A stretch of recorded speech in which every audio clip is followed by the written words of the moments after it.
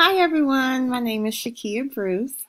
Um, I currently am teaching in DeKalb County at an all-girl charter school by the name of Ivy Prep Academy.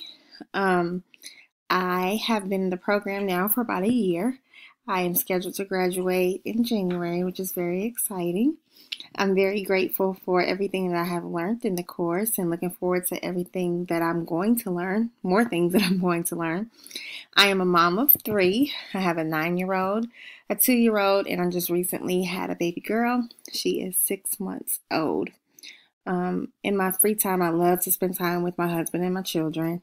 My favorite hobby is cooking. I love to cook for my family and entertain, especially in the summer when I'm off.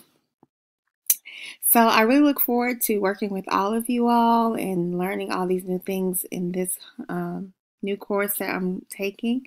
And I will see you guys later. Bye bye.